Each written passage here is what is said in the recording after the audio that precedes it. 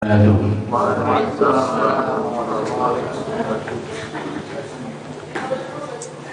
الحمد لله نحمده ونستعينه ونستغفره ونعوذ بالله من شرور أنفسنا ومن سيئات أعمالنا من يهده الله فلا مضل له ومن يضلل فلا هادي له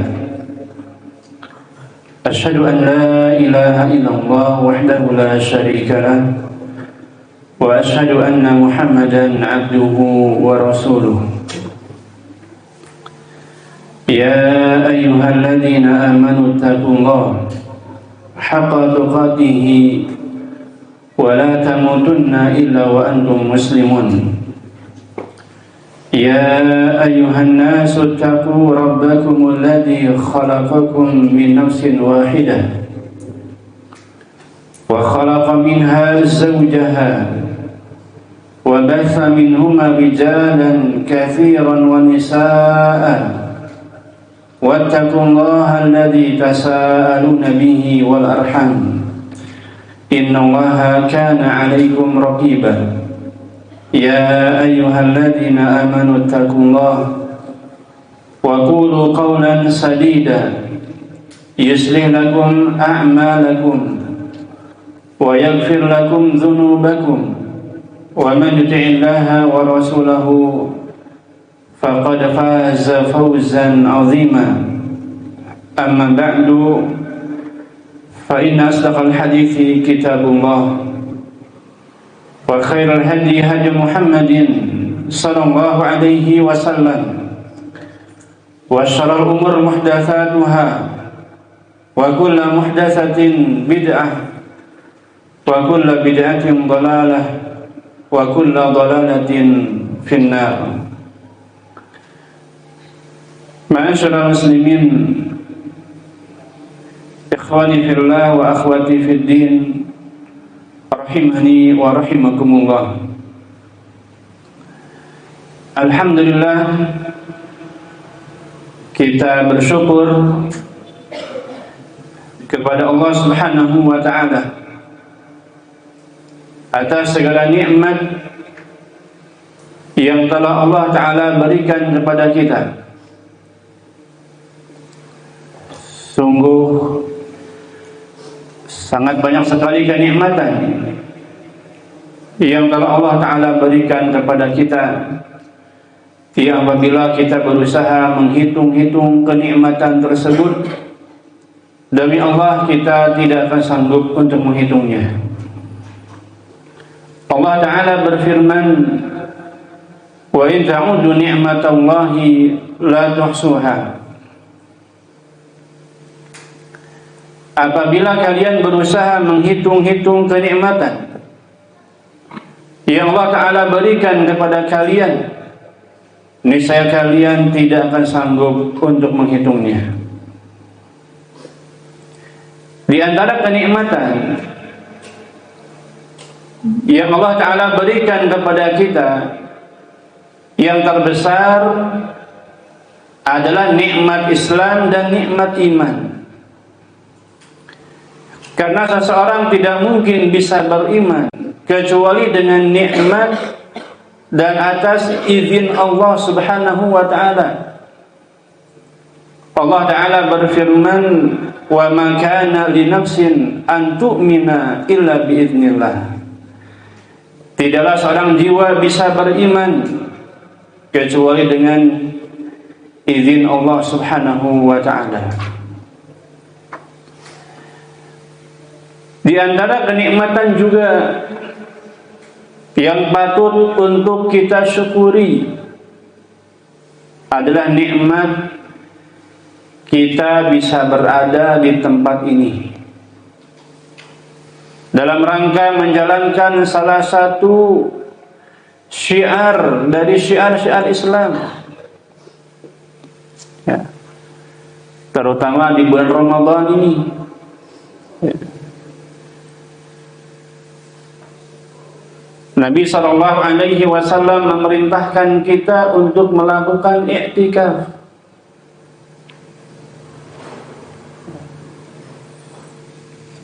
dengan tujuan agar kita lebih fokus, konsen dalam beribadah kepada Allah Subhanahu wa ta'ala.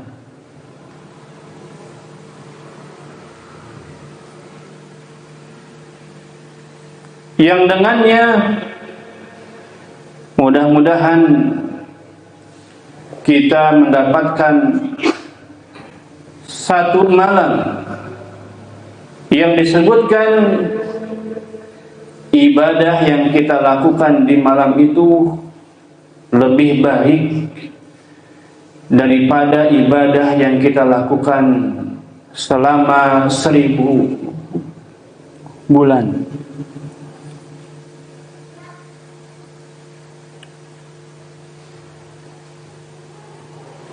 Ma'asyiral muslimin rahimani wa rahimakumullah. Salawat dan salam kita curahkan kepada Nabi kita Muhammad sallallahu alaihi wasallam, para keluarganya, para sahabatnya, dan orang-orang yang setia mengikuti beliau dengan baik sampai hari kiamat kelak.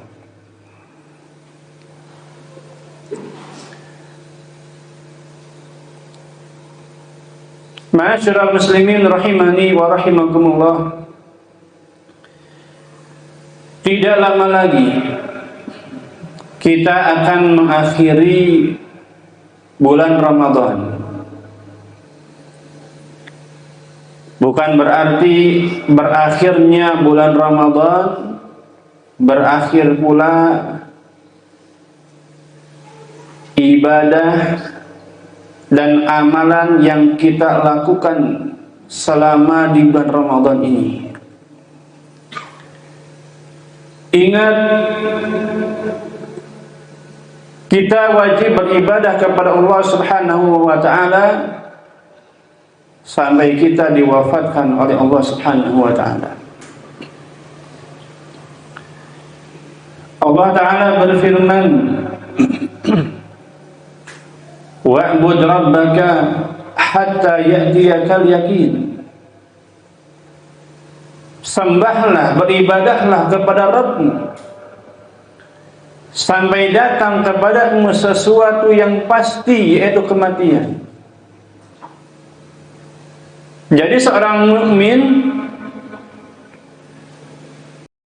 Ramadan telah berakhir, namun semangat ibadahnya, istiqamahnya tidak pernah berakhir.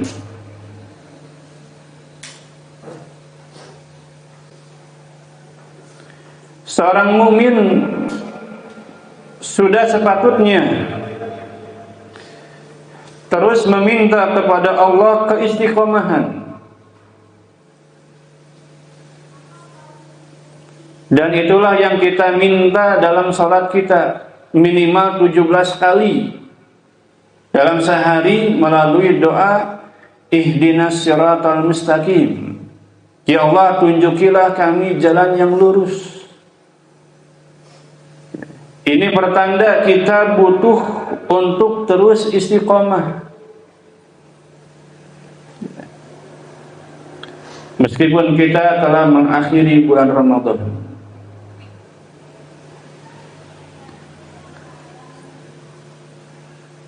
Allah Subhanahu wa ta'ala memberikan keutamaan yang sangat besar bagi mereka yang senantiasa istiqamah dalam beribadah kepada Allah Subhanahu wa ta'ala. Di antara keutamaannya, Allah Subhanahu wa ta'ala berfirman dalam surat Fussilat ayat 30. Surat Fussilat ayat 30.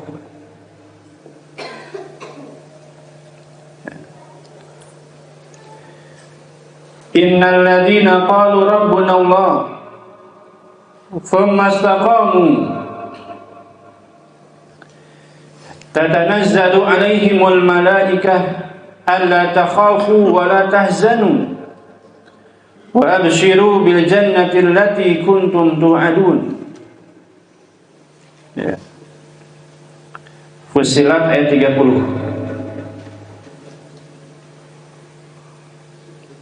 Ya.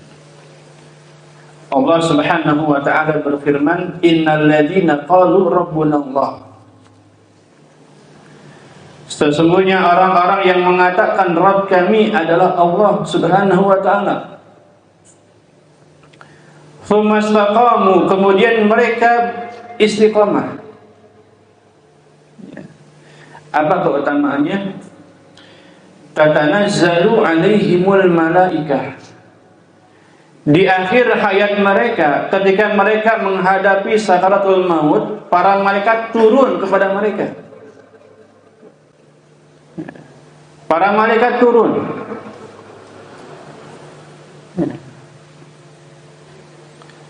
Sembari mengatakan alla takhafu wa la tahzanu. Alla takhafu artinya janganlah kalian takut. Wa la tahzanu, jangan bersedih hati. Imam Ibnu Katsir rahimahullahu ta'ala ketika menafsirkan ayat ini, beliau mengatakan yang dimaksud dengan alla takhafu, janganlah kalian takut, mimma tuqaddimuna alaihi min amril akhirah, jangan takut terhadap perkara akhirat yang akan kalian hadapi. Ya.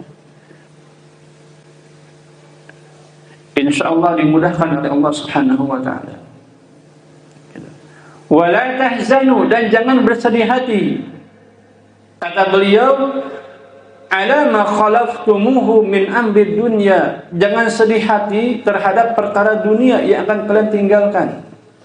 Min malin wa ahlin wa waladin wa dain, baik itu harta, keluarga, anak-anak dan juga utang. Kata mereka, fa inna nukhlifukum fi, kami akan mengurusi semuanya. Ya.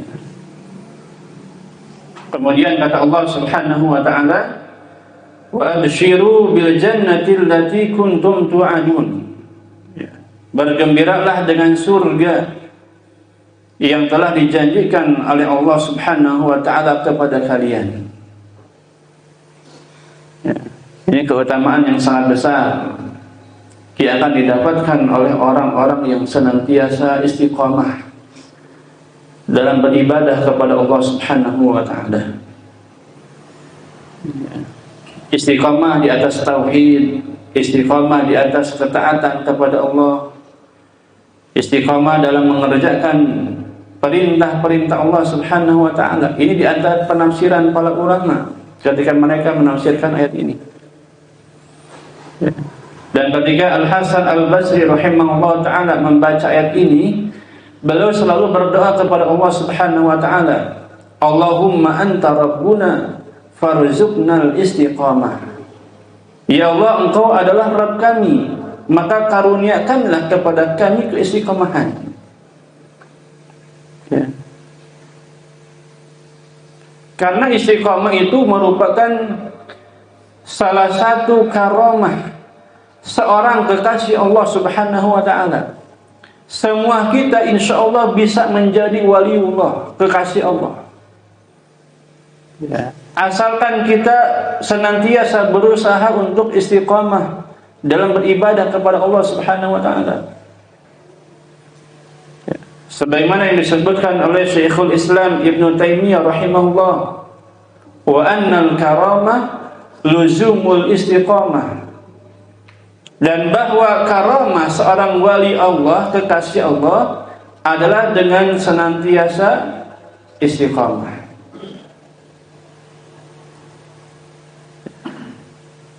Istiqamah itu salah satu karamah kekasih Allah Subhanahu wa ta'ala.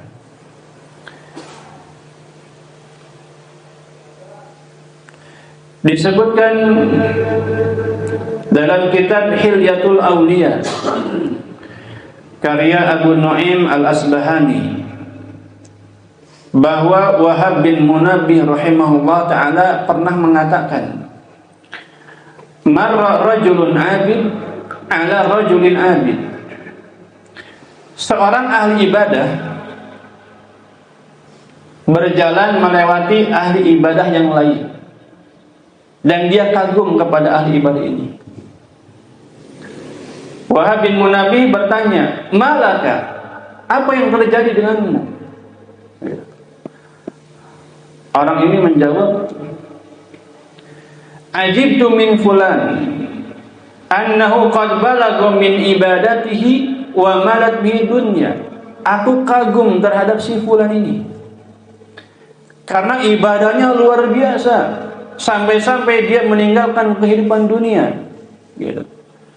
Maka Wahab bin Munabbih rahimahullah ta'ala mengatakan, la ta'jab mimman tamilu bihi dunya. Jangan engkau kagum kepada orang yang meninggalkan kehidupan dunia.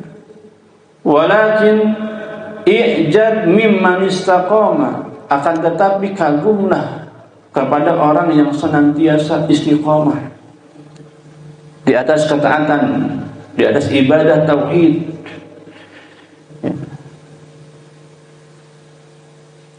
Karena istiqamah itu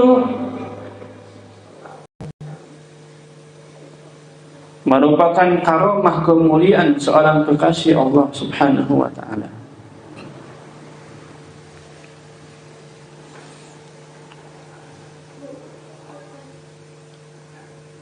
Ma'asyiral muslimin, ikhwan dan akhwat rahimani wa rahimakumullah. Pertanyaannya, bagaimana kiat agar kita bisa terus istiqomah? Insya Allah akan saya sebutkan kiatnya. Yang pertama,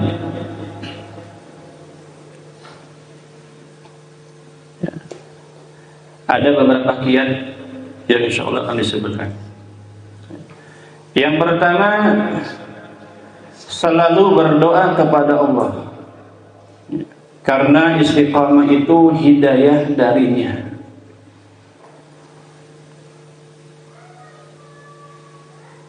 Selalu berdoa kepada Allah, karena istiqamah itu hidayah darinya. Kita butuh doa agar bisa terus istiqamah. Karena hati kita bisa saja berbolak-balik. Ya.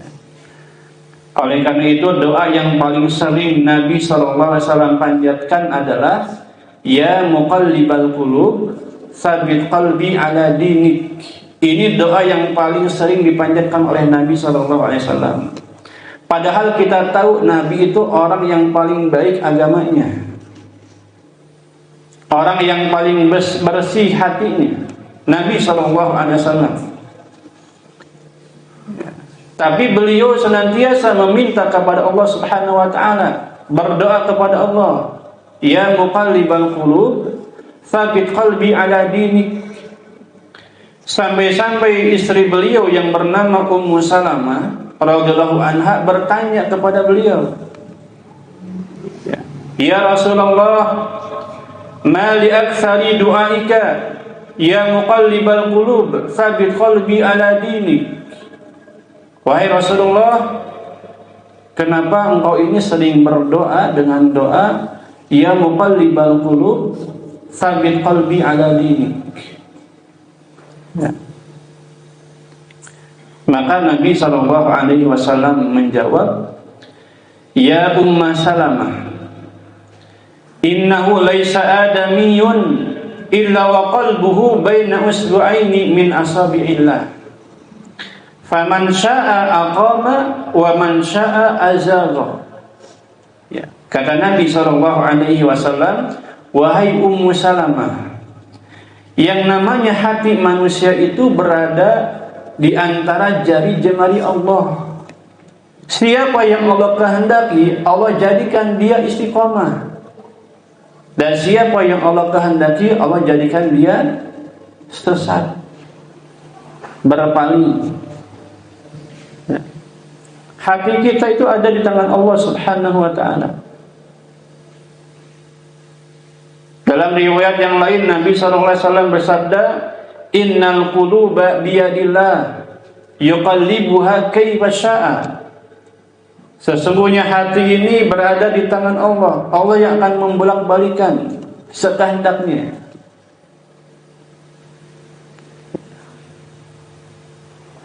Makanya ketika kita berada di atas hidayah, alhamdulillah kita dimudahkan untuk mengenal agama Islam, mengenal sunnah. Ya. Jangan merasa kita udah menjadi orang yang baik. Nabi SAW saja senantiasa meminta kepada Allah Subhanahu wa ta'ala dengan doa tadi, ya muqallibal qulub tsabit qalbi ala dinik. Ya. Karena betapa banyak orang yang mungkin pernah hijrah gitu ya, tapi sekarang balik lagi.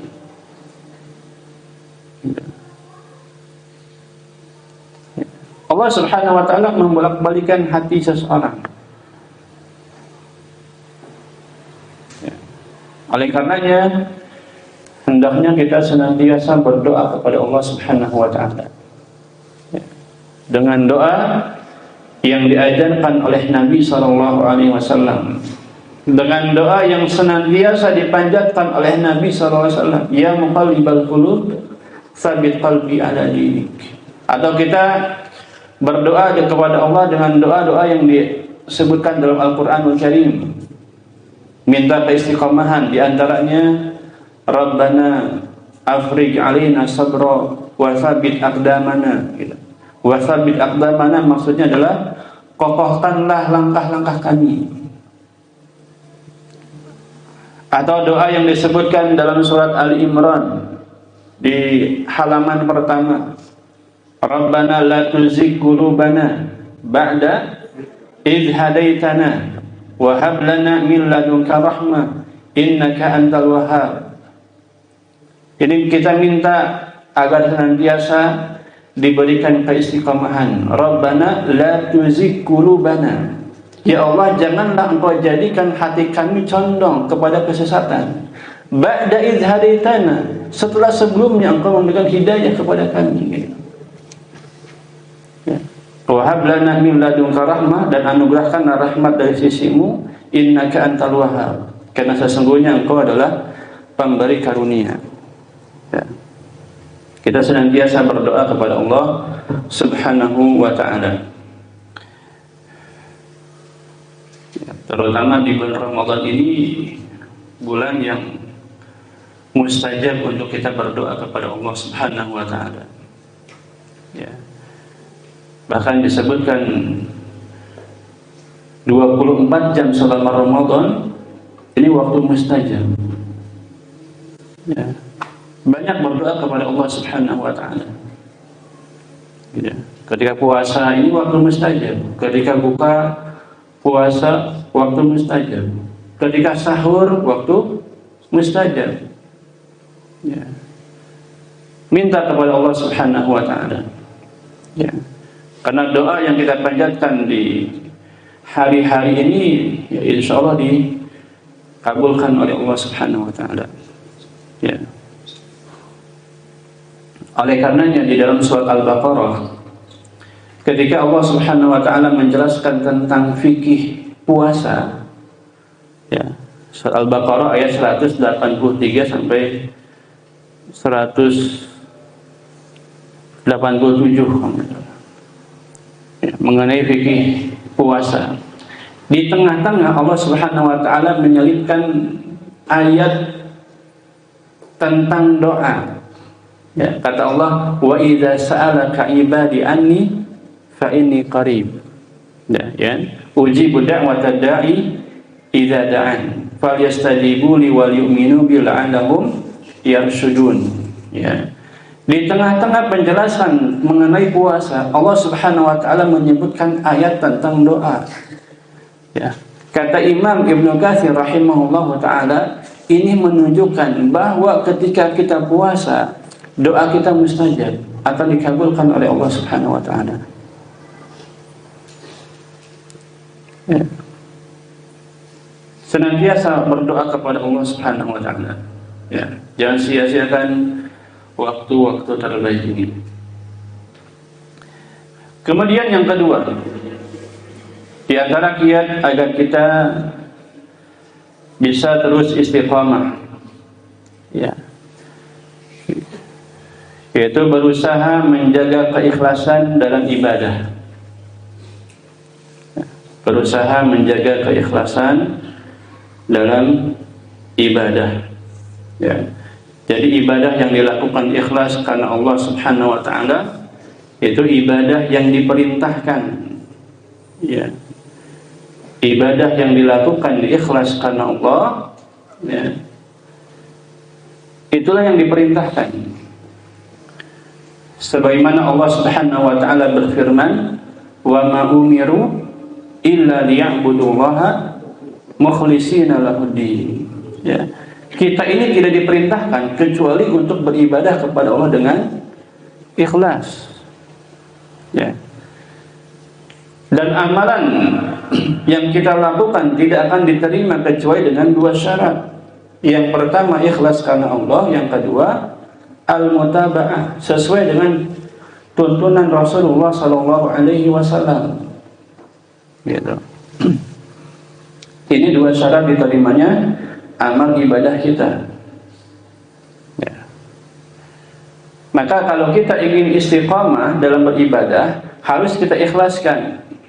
Karena di antara buah keikhlasan akan menjadikan amalan itu langgeng.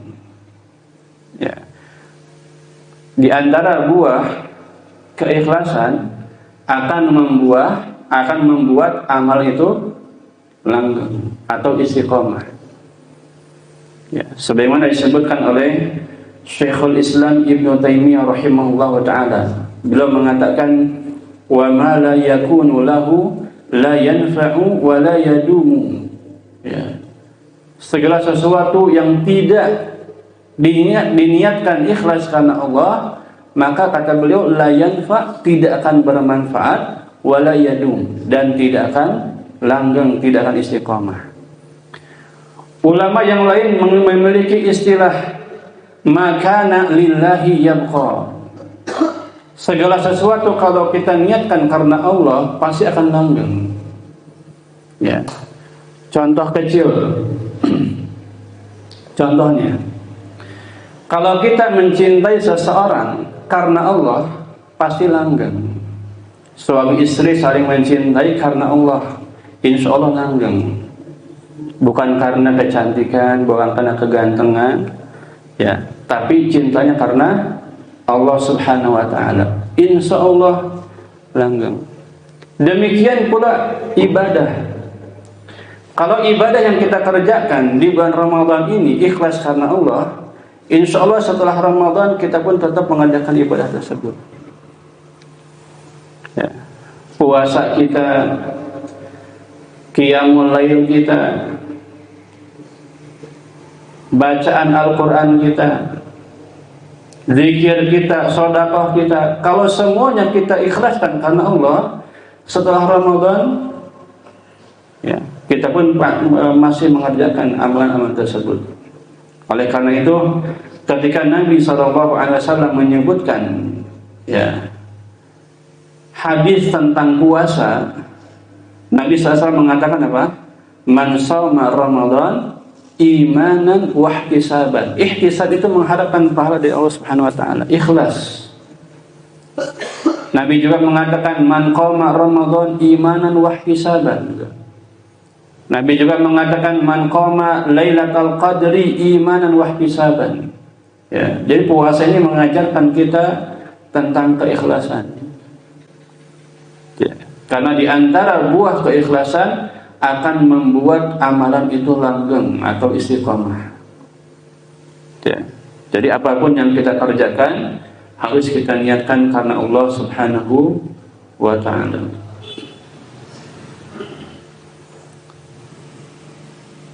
Kemudian yang ketiga,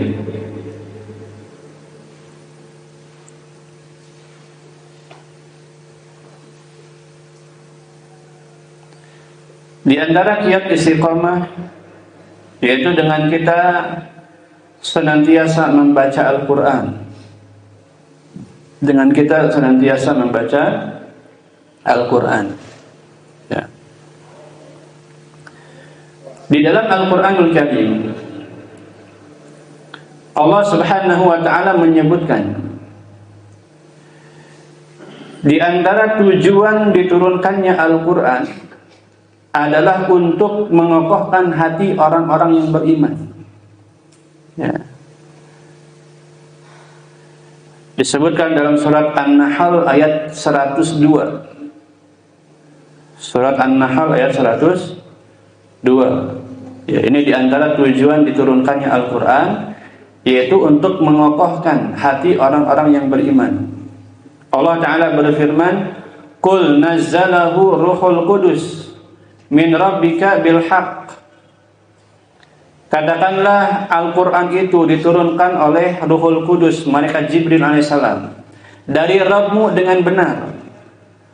Liyuthabbital ladzina amanu, untuk mengokohkan hati orang-orang yang beriman. Wa huda, sebagai petunjuk, wa busyra lil muslimin, dan kabar gembira untuk orang-orang yang menyerahkan diri kepada Allah Subhanahu wa ta'ala. Di antara tujuan diturunkannya Al-Quran adalah untuk mengokohkan hati orang-orang yang beriman. Kalau kita senantiasa membaca Al-Quranul Karim, insyaallah diberikan keistiqomahan. Ya. Syekh Muhammad bin Shalih Al-Utsaimin rahimahullah ta'ala pernah mengatakan, min akbaril asbab listiqamatil qalbi wa salamatihi kathratu qiraatil Quran. Di antara sebab yang membuat hati ini istiqamah adalah banyak membaca Al-Quran. Fa innahu yulinul qulub, karena Al-Quran ini bisa melembutkan hati. Wa yaziduha sabatan, dan membuat hati ini lebih kokoh. Khususan idza qara'ahul insanu bitadabbur. Ya. Terlebih lagi kalau kita bacanya dengan tadabbur, berusaha untuk memahami apa yang kita baca. Ya. Kalau kita senantiasa baca Al-Quran, ya, Allah Subhanahu wa ta'ala akan mengokohkan hati kita. Apalagi di bulan Ramadan. Ya. Bulan Ramadan itu bulan yang memiliki hubungan istimewa dengan Al-Quranul Karim. Ya. Ramadan memiliki hubungan istimewa dengan Al-Quranul Karim. Oleh karenanya kalau kita lihat Nabi SAW di bulan Ramadan baca Al-Quran dengan malaikat Jibril alaihissalam. Ya, ada sahabat yang 1 hari hatam, ada juga yang 2 hari hatam, ya, ada juga yang 3 hari hatam. Imam Asy-Syafi'i rahimahullah ta'ala di bulan Ramadan menghatamkan Al-Quran 60 kali di dalam salatnya, belum lagi di luar salat. Kita udah berapa kali hatam? Ya, udah berapa kali? Hatam apa? Baca Al-Quran minimal sekali. Ya, alhamdulillah. Alhamdulillah. Gitu. Terus kita baca Al-Quran. Ya. Karena Al-Quran ini memiliki hubungan istimewa dengan Ramadan. Al-Quran diturunkan di bulan Ramadan. Allah Subhanahu wa ta'ala berfirman, "Syahrul Ramadan alladzi unzila fihi al-Quran." Bulan Ramadan adalah bulan diturunkannya Al-Quran. Ya. Bahkan bukan hanya Al-Quran yang diturunkan di bulan Ramadan. Semua kitab-kitab para nabi, kitab-kitab ilahiyah diturunkan juga di bulan Ramadan. Suhuf Ibrahim diturunkan di bulan Ramadan. Taurat, Zabur, Injil diturunkan di bulan Ramadan. Termasuk Al-Quran diturunkan di bulan Ramadan. Bedanya, kitab-kitab para nabi yang lain diturunkan secara sekaligus kepada mereka. Sedangkan Al-Quran diturunkan secara sekaligus ila sama'id dunya, ke langit dunia. Kemudian setelah itu diturunkan kepada Nabi berangsur-angsur selama 20 tahun disesuaikan dengan peristiwa yang terjadi. Itu bedanya. Dan kenapa Allah Subhanahu wa taala menurunkan Al-Qur'an berangsur-angsur?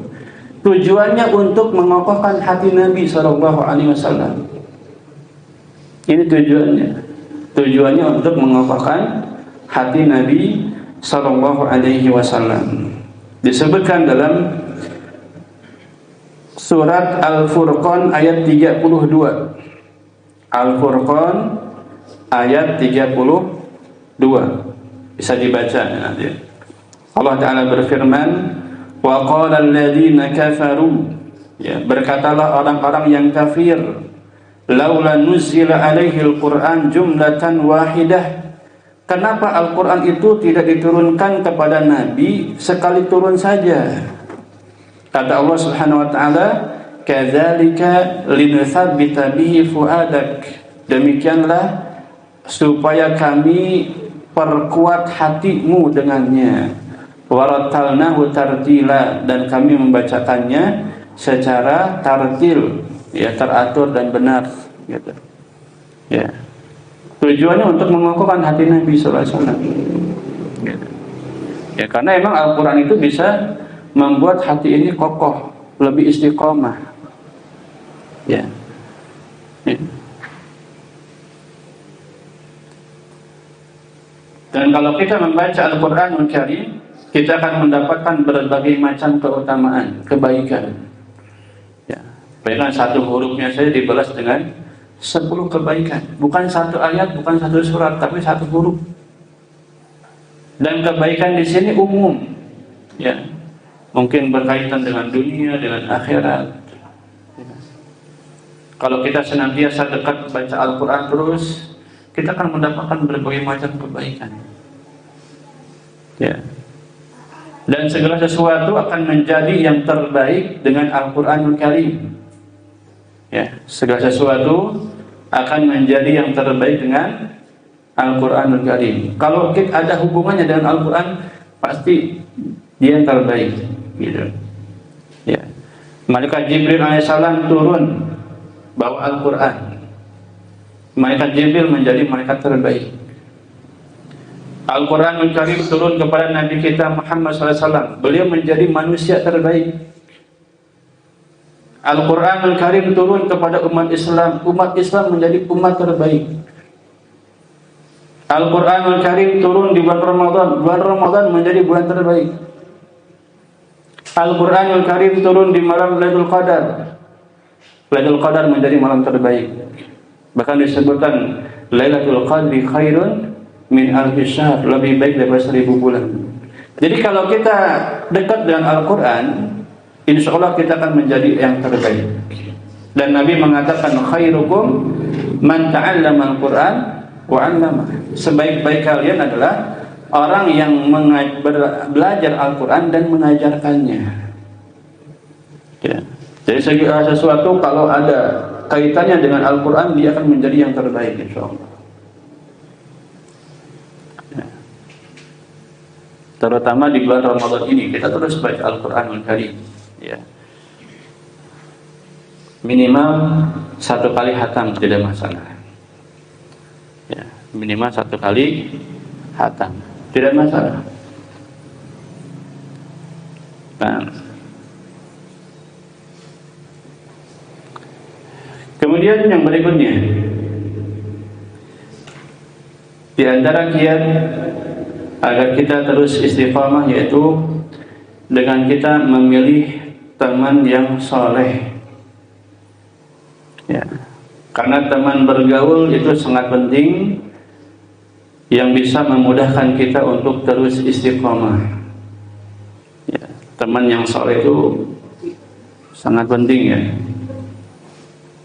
Bahkan di dalam Al-Qur'anul Karim, Allah Subhanahu wa taala menyebutkan tentang kualitas keimanan para sahabat. Para sahabat itu imannya sangat luar biasa. Di antara sebabnya adalah karena mereka bergaul dengan Rasulullah SAW. Disebutkan dalam surat Ali Imran ayat 101. Allah Ta'ala berfirman, wa kaifa takfuruna wa antum tutla alaikum ayatullah wa fikum rasuluh.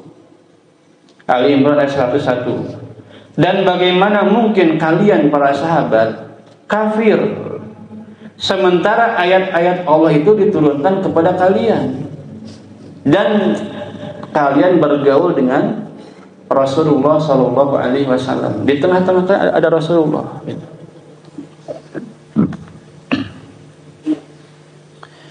Ya. Jadi teman gaul itu sangat memiliki pengaruh yang besar untuk agama seseorang. Ya.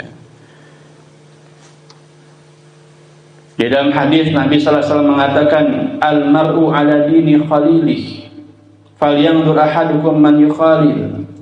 Seseorang itu tergantung agama teman gaulnya. Perhatikan dengan siapa kita bergaul. Dalam hadis yang lain Nabi SAW memberikan perumpamaan, teman gaul yang baik seperti penjual minyak wangi, teman gaul yang buruk seperti pandai besi. Kalau kita dekat dengan penjual minyak wangi, beli enggak beli minimal kita merasakan wanginya. Teman gaul yang baik seperti itu.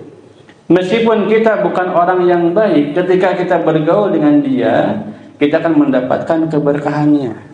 Jangankan manusia, hewan aja kalau dekat dengan orang-orang soleh dapat berkah. Contoh Ashabul Kahfi, di antara mereka ada seekor anjing dapat berkah.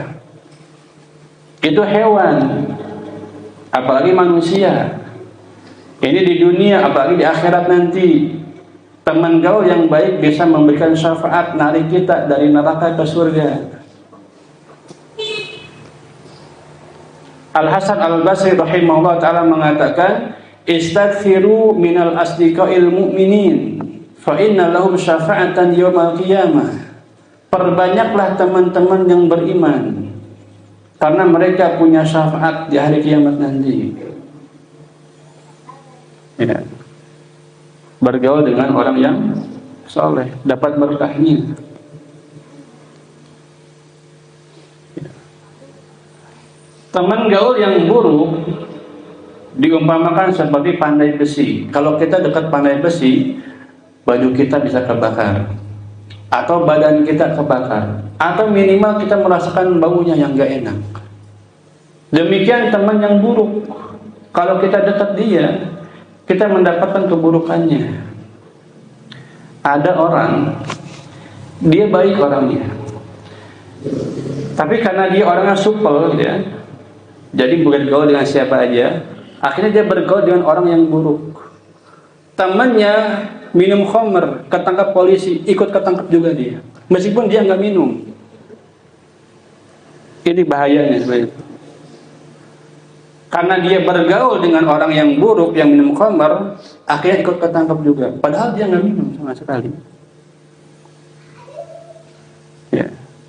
Bahkan nanti di akhirat, orang-orang itu akan menyesal karena dia telah menjadikan si fulan menjadi temannya. Ya.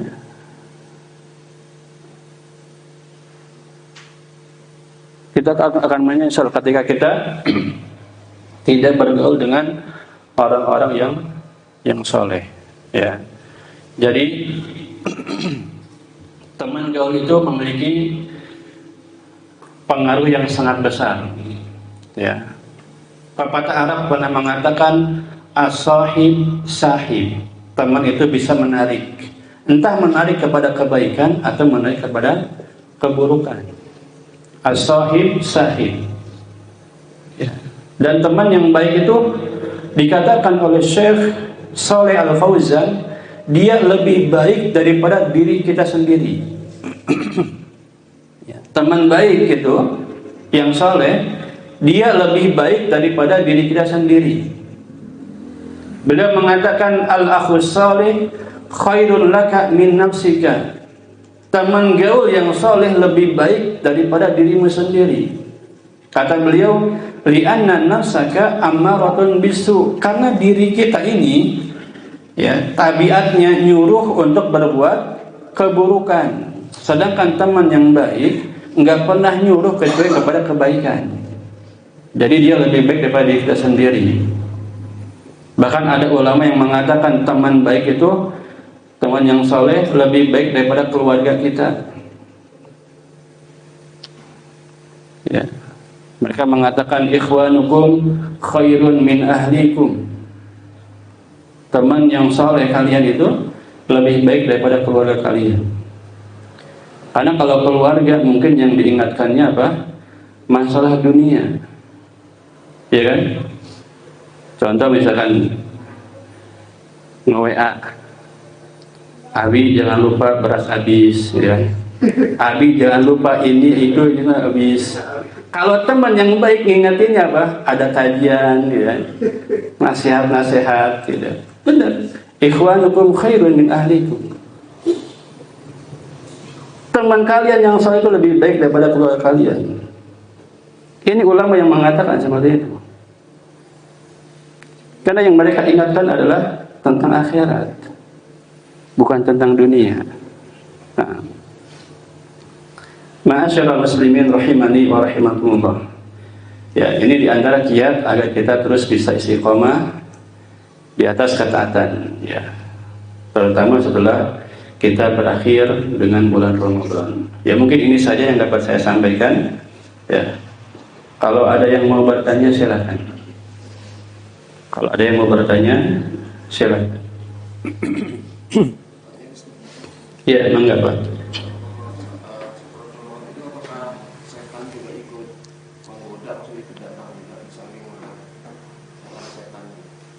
Ketika sakaratul maut, iya betul.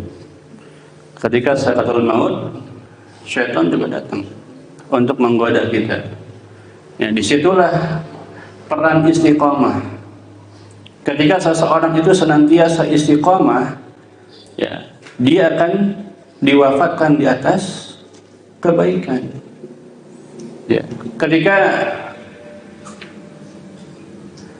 Imam Ibnu Katsir rahimahullah taala ketika menafsirkan ayat ya ayyuhalladzina amanu taqullaha haqqa tuqatih wa la tamutunna illa wa antum muslimun.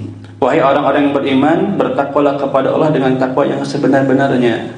Dan janganlah kalian mati kecuali dalam keadaan muslim dan keadaan Islam. Kata beliau, kata Ibnu Katsir rahimahullah taala, seseorang itu akan diwafatkan sesuai dengan kebiasaannya. Kalau dia biasa taat, akan diwafatkan di atas ketaatan, gitu. Disinilah peran istiqomah, gitu. Kalau dia bertakwa kepada Allah, dia akan diwafatkan di atas takwa, gitu.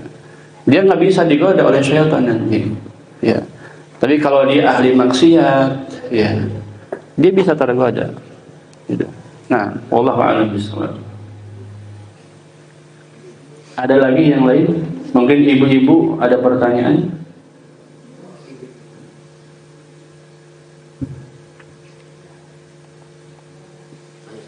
Iya, mangga. Bagaimana cara kita beribadah supaya bisa ikhlas? Ya, ketika ada perasaan ria gitu. Bagaimana agar kita terus mengikhlaskan ibadah yang kita kerjakan? Ya, yang pertama kita berdoa kepada Allah Subhanahu wa taala. Ya, minta keikhlasan, dijauhkan dari kesyirikan, ya, baik itu syirik besar atau syirik yang kecil. Ya, seperti doa yang diajarkan oleh Nabi sallallahu alaihi wasallam, Allahumma inni a'udzubika an usyrika bika wa ana a'lamu wa astaghfiruka lima la a'lamu. Ya Allah, aku berlindung kepadamu dari perbuatan syirik yang aku ketahui, dan aku beristighfar memohon ampun dari kesyirikan yang tidak aku sadari, gitu. Dan kita harus belajar sebenarnya mengenai keikhlasan ini, harus belajar, ya, karena ini ada hubungannya dengan bagaimana cara menata hati, ya. Tauhid kita harus diperkuat agar kita lebih mengikhlaskan ibadah kita kepada Allah Subhanahu wa taala. Kalau tauhid kita kuat, insya Allah keikhlasan itu akan semakin kuat, ya. Meskipun orang memuji kita, kita nggak akan peduli kita dengan ibadah kita yang luar biasa, ya. Orang muji-muji nggak akan peduli, karena kita tahu ibadah itu ya ditujukan karena Allah Subhanahu Wa Taala, gitu. Nah, wallahu a'lam bishawab. Ya. Dan keikhlasan ini sesuatu yang sangat penting yang harus kita perhatikan. Sebelum kita ibadah, perhatikan dulu hati kita, keikhlasan kita. Ya, karena keikhlasan itu lebih penting daripada ibadah itu sendiri. Ta'allamun niyyah fa innaha ablaghu minal amal. Pelajarilah keikhlasan, niat. Ya, karena dia lebih penting daripada amal itu sendiri. Ya. Dan kualitas amalan itu tergantung keikhlasan. Besar kecilnya tergantung keikhlasan. Amalan yang kecil akan menjadi besar karena ikhlas. Amalan yang besar akan menjadi kecil karena ikhlas juga. Kalau dia nggak ikhlas, meskipun amalan yang besar akan menjadi kecil di sisi Allah. Nah, wallahu a'lam bishawab. Ada lagi yang lain? Boleh. Setelah membahas perihal yang merasa takut yang terdapat di Quran surah fasilitas Fusilat ayat 30. ada sedikit rasa takut jika tidak mencari teman pasangan hidup karena banyak yang mengganggu, takut terjumus dosa dan maksiat. Kiat istiqomah menunggu jodohnya. Bagaimana Ustaz selain berdoa, terutama setelah Ramadan selesai, godaan syaitan lebih banyak? Ya kalau emang dia tidak kuat untuk menerima godaan karena dia belum menikah, segera menikah. Gitu. Segera menikah. Dan ini petunjuk Nabi sallallahu alaihi wasallam. Gitu. Ini petunjuk Nabi sallallahu alaihi wasallam. Ya ma'syaras syabab man istata'a minkumul ba'ah fal yatazawwaj. Kalau emang kita khawatir tidak kuat menghadapi cobaan-cobaan itu, segera menikah. Ya, kalau nggak mampu, ya terus kita berarti puasa, kita menjauhi fitnah-fitnah, cobaan-cobaan. Gitu. Nah, ya, wallahu a'lam bishawab. Ya, ini kayaknya yang nanya belum nikah.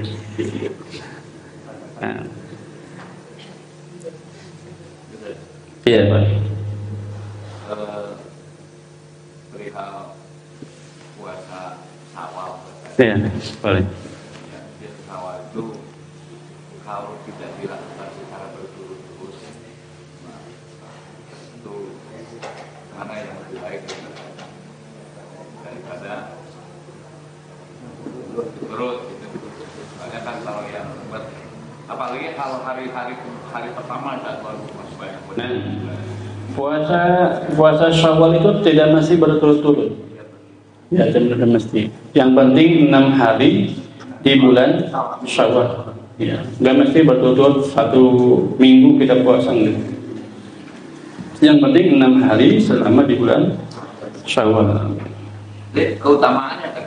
Keutamaannya seperti puasa ad-dahr setahun pahalanya. Nah, artinya yang tidak berturut-turut Sama saja. Karena tidak ada keharusan untuk berturut-turut, tidak ada. Ya. Yang penting di bulan Syawal 6 hari. Keutamaannya sama saja. Gitu.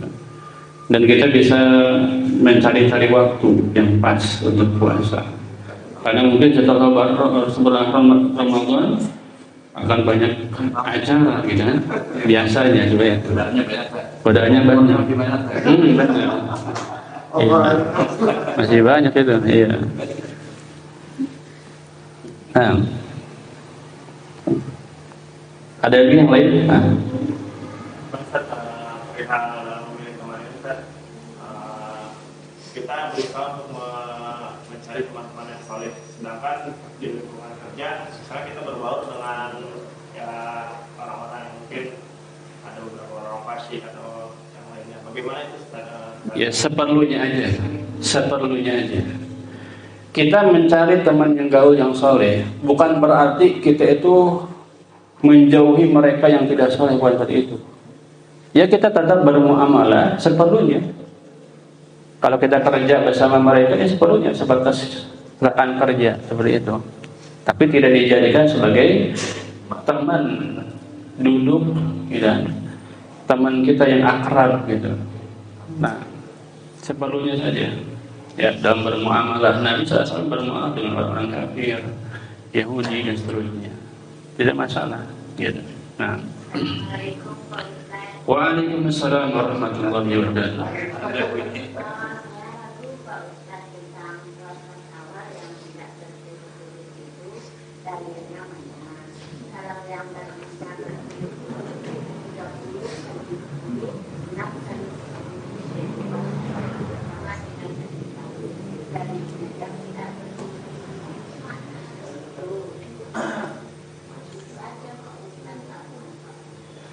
Yang tidak berturut-turut dalilnya mana?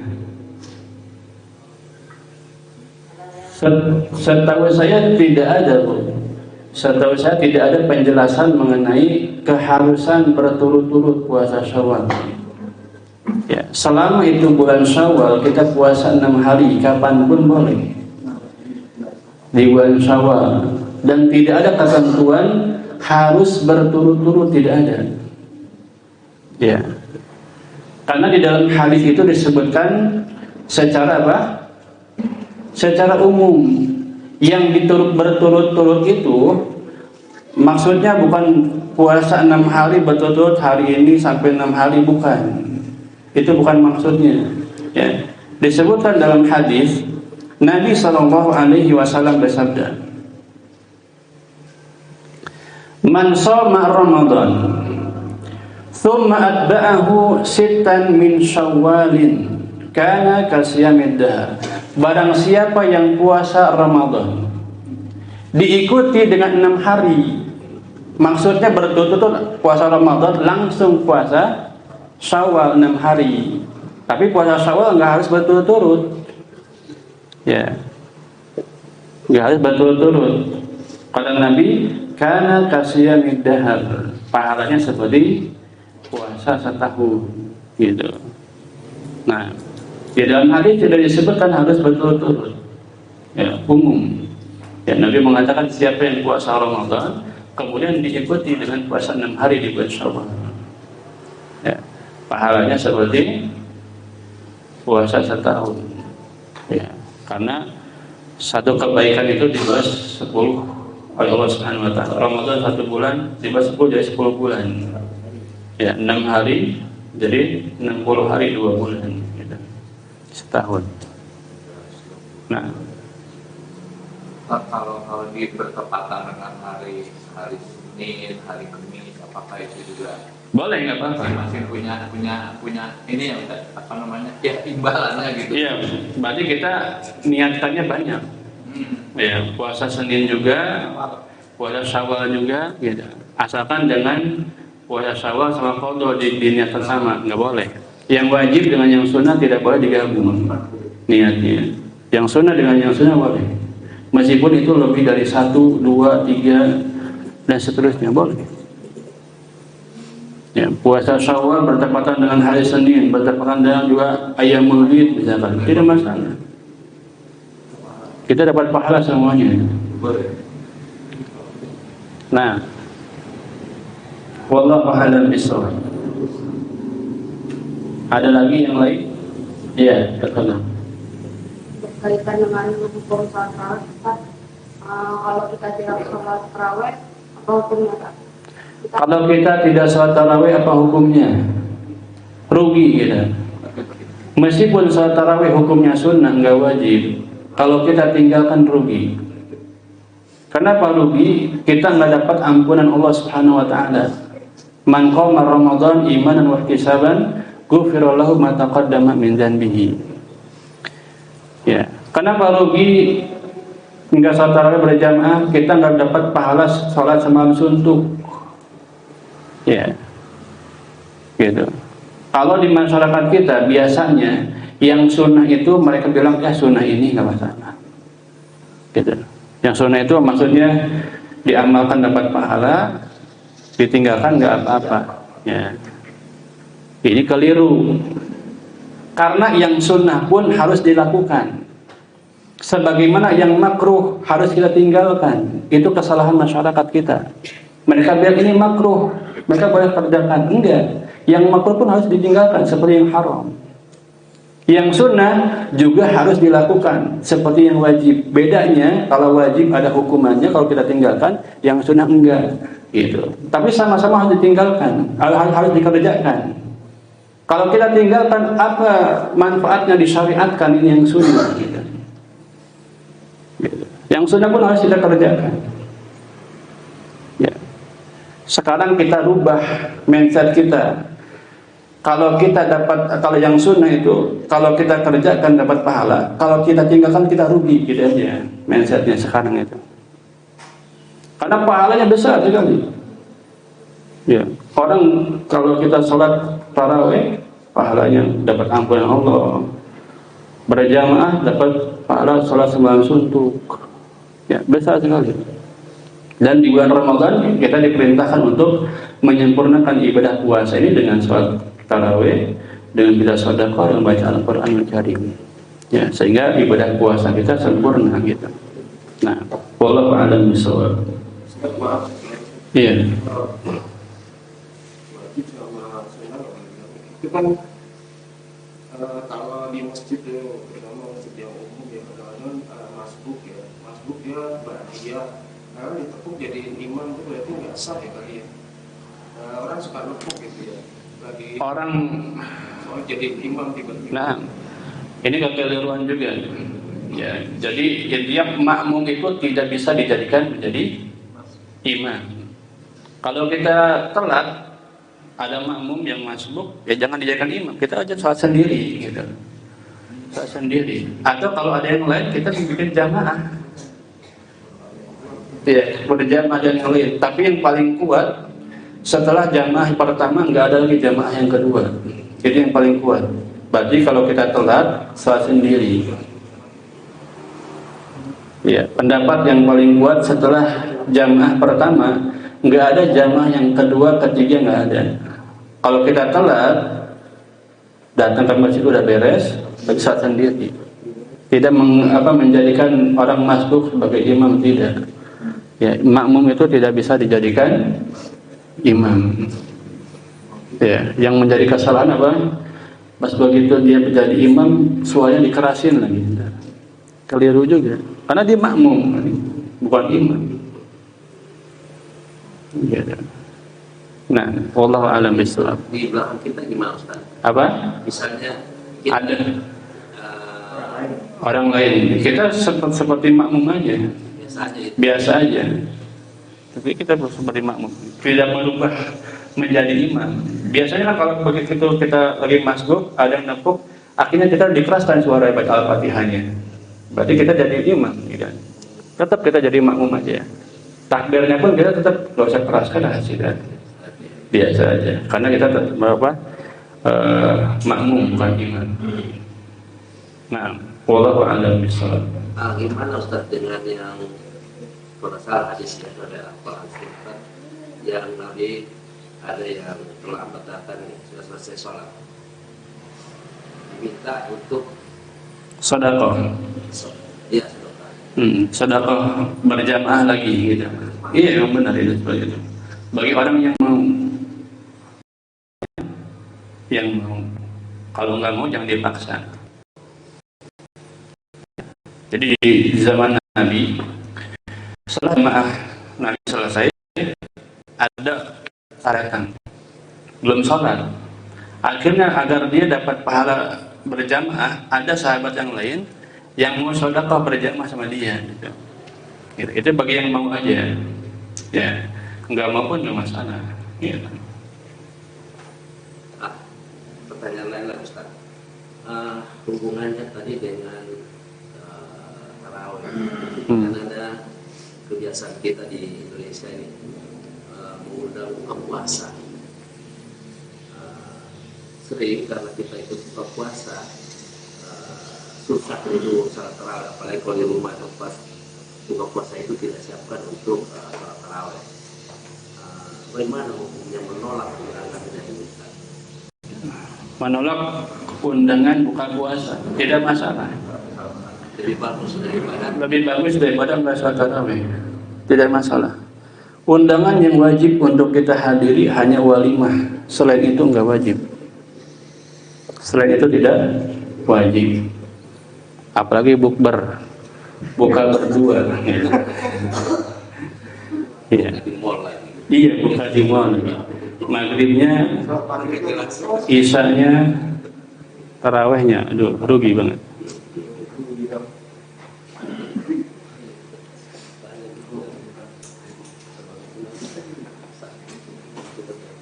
Ada lagi yang lain? Iya. Undangan yang wajib dihadiri adalah Walimah. walimah. Tapi kalau resepsinya kan, Itu walimah ya. Itu. karena kan berbeda ya. Jadi ada yang walimah nih gitu. Akad nikah. Iya, akad nikah itu. Tapi kalau ini resepsinya kan biasanya di waktu yang berbeda gitu. Enggak lah. Tidak. Jadi, undangan yang wajib itu hanya walimatul aras. Kan biasanya kalau walimah itu ya resepsi langsung makan-makan begitu. Itu. Dan juga dijelaskan oleh ulama ya yang wajib itu hari pertama. Kalau acaranya 7 hari ya nggak wajib. Misalnya kita diundang hari kedua, ketiga, 4 nggak wajib. Hari pertama itu wajib. Dan juga harus memperhatikan ada kemungkaran apa enggak. Kalau ada kemungkaran nggak wajib.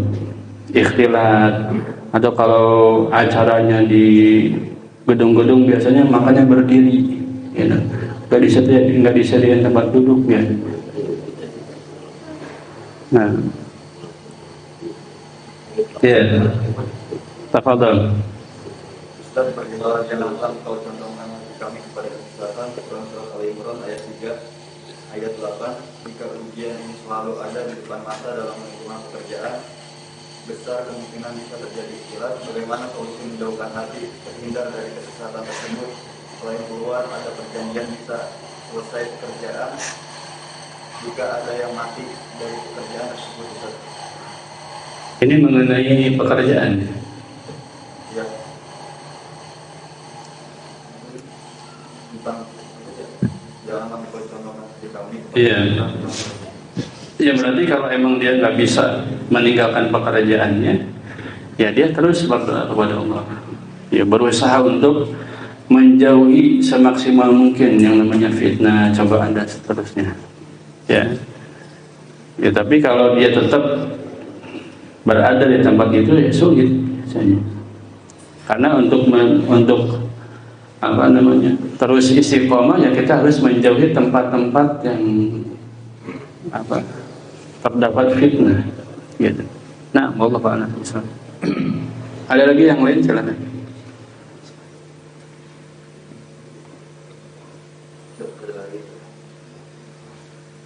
Tidak memiliki teman banyak, terutama sudah menikah, percayaan sepenuhnya ke suami, tapi suami membuat hati sakit. Istri alhasil merasa tidak memiliki teman. Solusi istri bagaimana, Ustaz? Solusinya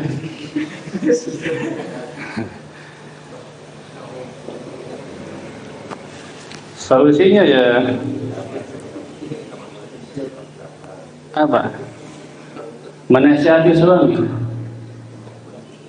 Ya, karena bagaimanapun itu suami, meskipun dia pernah berbuat hal yang buruk bikin sakit hati, tapi tetap dia suami. Jangan sampai keburukan orang lain, suami, membuat kita berbuat buruk juga. Gitu. Tidak boleh. Ya, ini kaidah. Kalau ada orang yang berbuat buruk kepada kita, siapapun dia, ya, jangan sampai kita pun berbuat dosa yang sama. Ini kaidah. Ya, berarti caranya adalah ya terus berkomunikasi, terus melakukan islah, perbaikan, gitu. Nah, wallahu a'lam bishawab.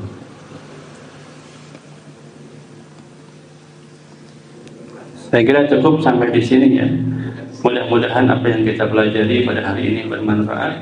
Nanti dilanjutkan hari Senin. Hari Senin insya Allah. Besok habis asar terus sampai tarawih. Insya Allah Ta'ala. Asal kuat aja. Asal kuat aja. Insya Allah Ta'ala. Ya. Tapi kalau di sini sih insya Allah pada kuat ya. Ya. Nah, udah sisa-sisa tenaga. Ya, insya Allah. Ibu-ibu masih ada yang mau bertanya? Udah mulai oleh ini.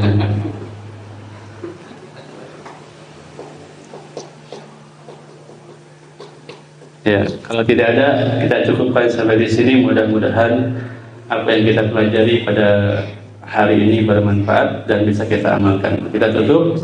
Subhanakallahumma bihamdika asyhadu an la ilaha illa anta astaghfiruka wa atubu ilaik. Assalamualaikum warahmatullahi wabarakatuh.